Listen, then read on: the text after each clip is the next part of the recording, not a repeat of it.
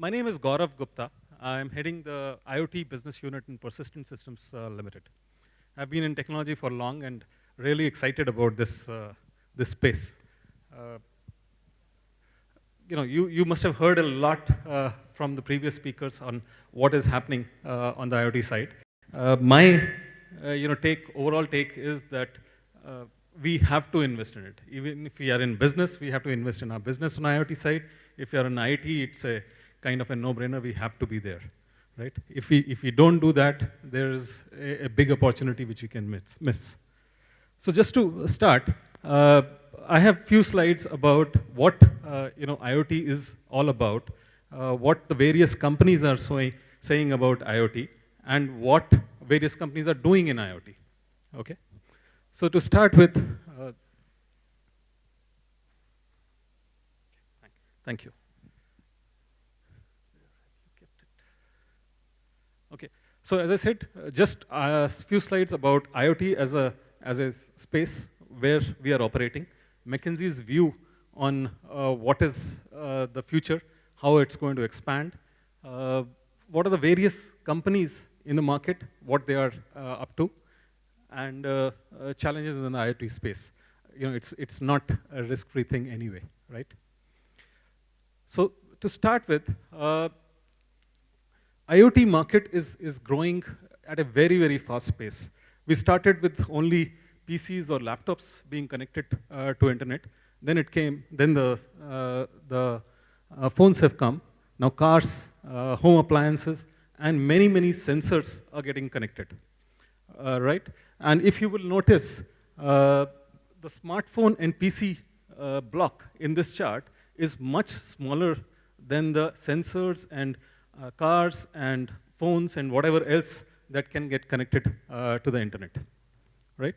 The opportunity is huge because all these devices, once they are connected they can create a lot of data and a lot of analytics can be done on it and a lot of good inferences can be derived and hence there can be a lot of actions that can be taken. Okay. So one prediction which is there from Gartner and IDC is that by 2020, the space is going to, or the opportunity is going to be not 500 billion, as I've put in my first slide, but more than 2 trillion. And by 2025, it's going to be close to 11 or 12 trillion dollars. So the growth rate expected is exponential, not kind of a linear growth. Okay? And this is coming in because the number of devices which are connected right now have grown to 10 billion as of now in 2014, and they are expected to be 3 billion by 2020. Okay? So the real question is not whether IoT is coming, but what are we going to do with IoT? Because the scope is very big, and the things are really growing. Okay? So according to McKinsey, there are 9 areas on which there is investment coming, and where they see a lot of opportunity. The biggest, of course, is factories where various sensors can be put, and we can do a lot of automation using them. Of course, this is biggest because they are expecting more than $3 trillion of revenue coming, or the opportunity space in this area. Next, of course, is healthcare, where for humans, there can be a lot of chips which we can put in the human body or use devices to make sure that the health is monitored.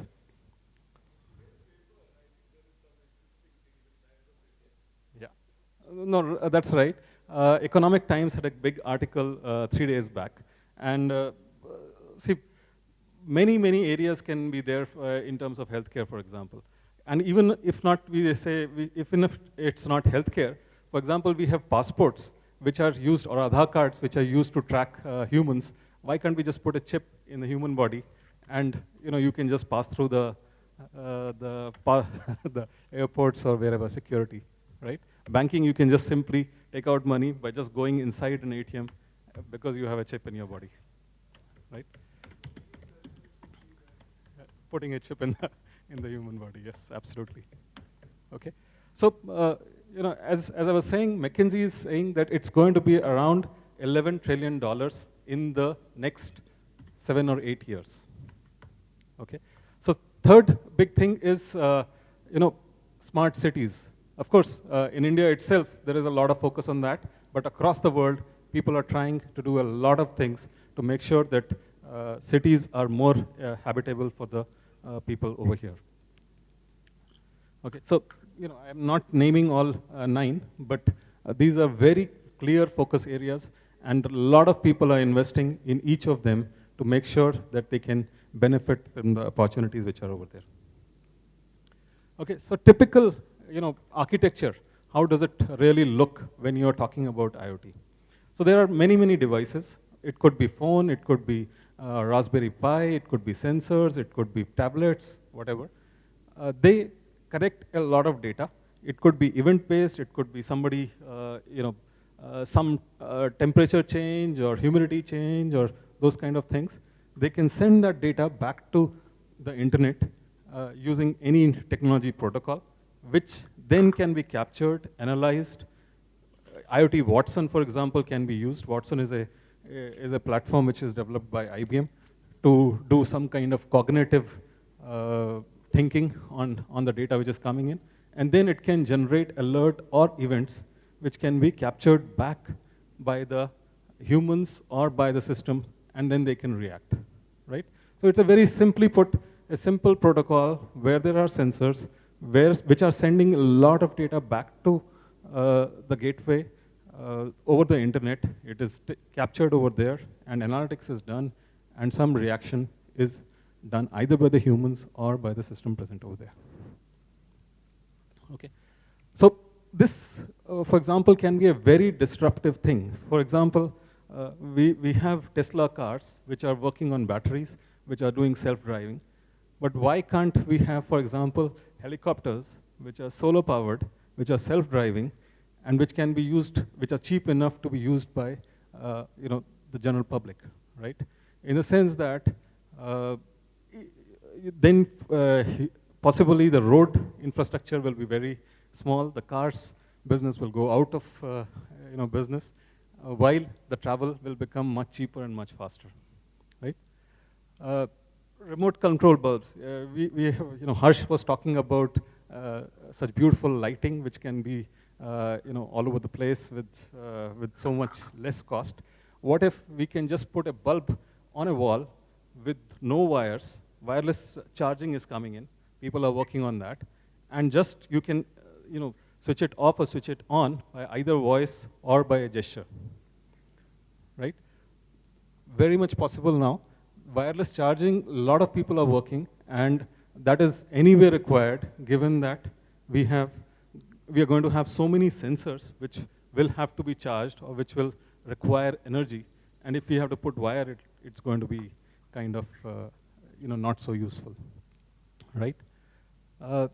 Third, as I said, putting a chip in the human body is not very far away in my opinion.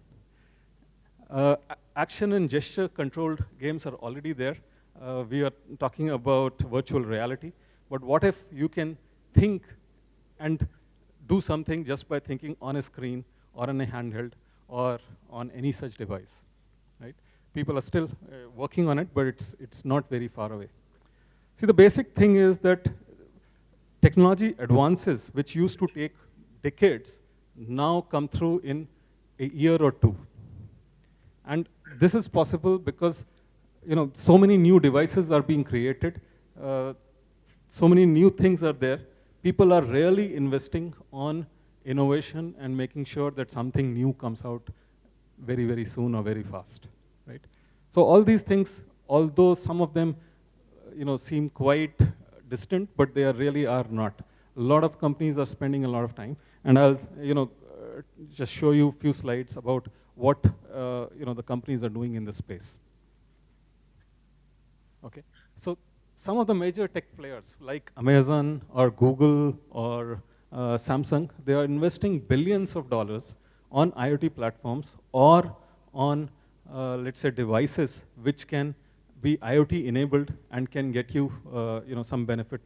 For example, Samsung is investing around $1.2 billion on IoT, IoT research so that they can make their televisions or devices IoT enabled and pass on this data and use it to enhance whatever they are doing. For example, now Videocon is putting a small chip in their washing machines which controls how the washing machine works. The program on it can be installed remotely, and theoretically you can change the working of the machine and hence the washing of your clothes just by putting in new software on it year on year without having to service the machine by sending a person there. Right? Tesla is already doing that by upgrading their cars and hence the power of their cars just remotely without getting the car back to the factories. Right?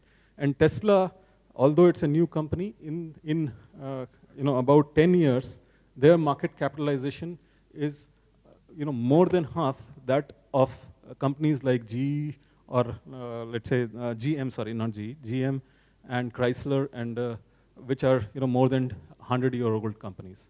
Right?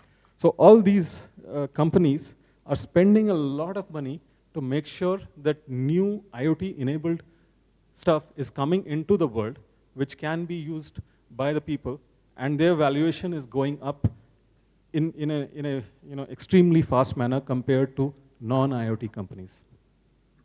Some other companies, Microsoft, AT&T, making rapid investment and changes in the software and in their products to make sure that these applications can be developed and deployed as they could be done on the internet or on the PCs.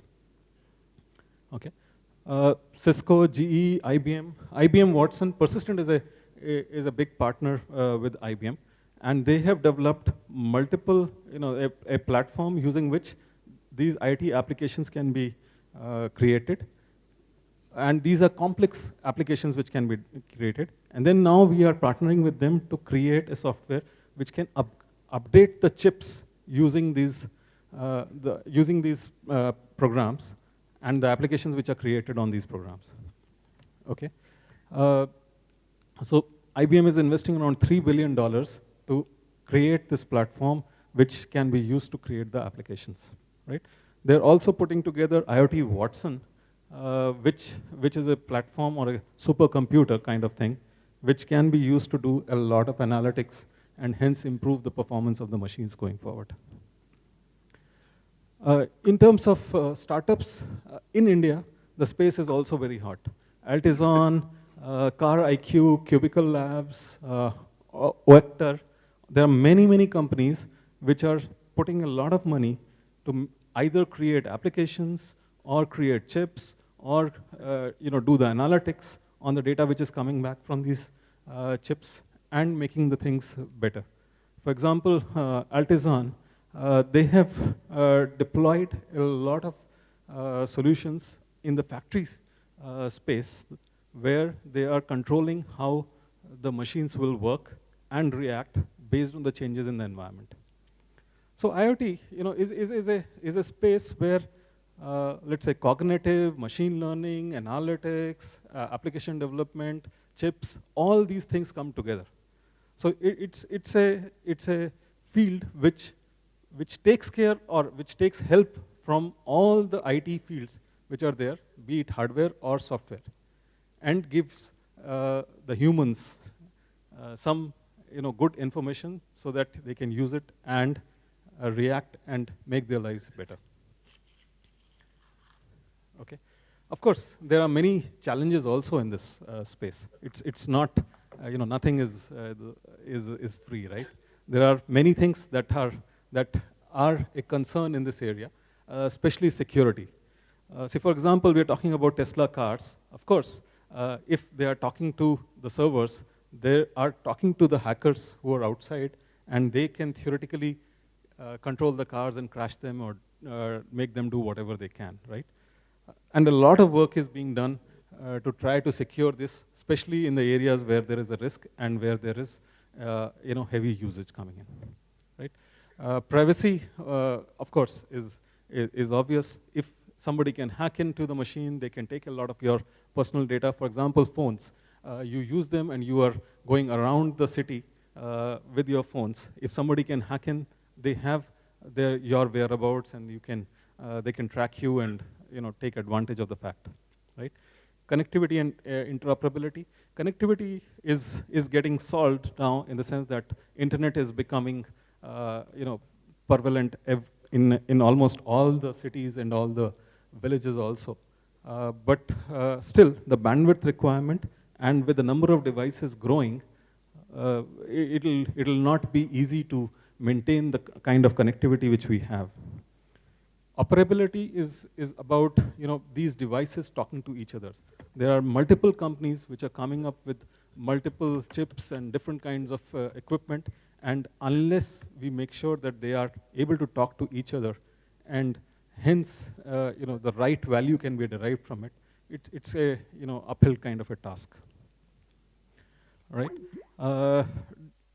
Rest, basically, the most important one over here is electricity, in the sense that charging these devices or these chips, making sure that they have the right amount of electricity without wire and a constant source of supply is going to be a challenge with so many devices, billions of devices coming online.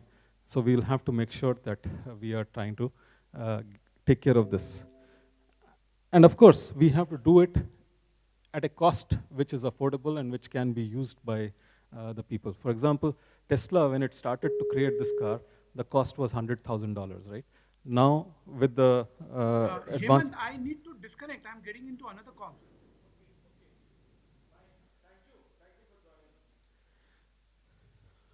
Okay.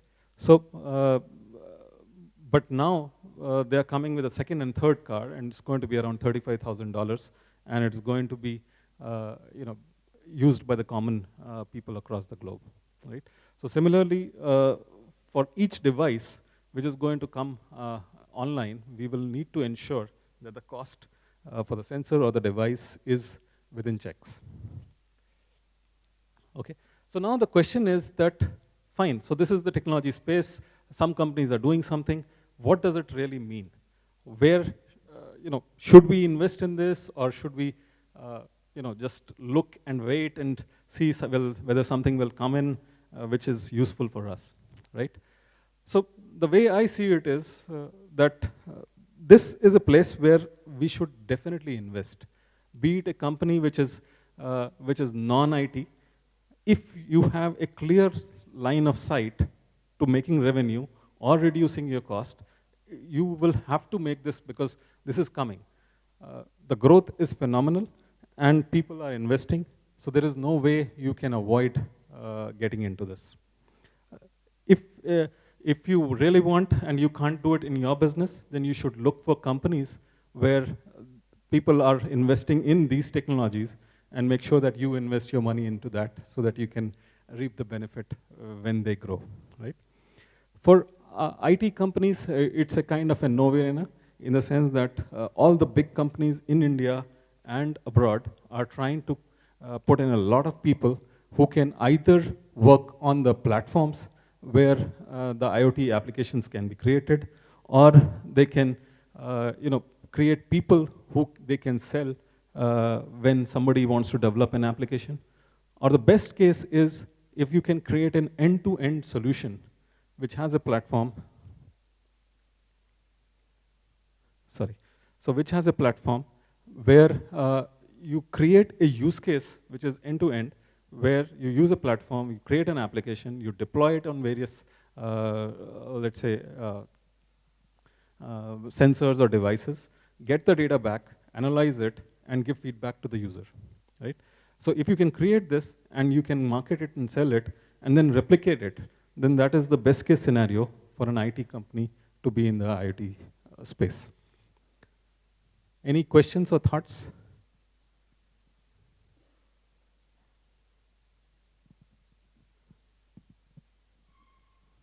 Yeah, sure.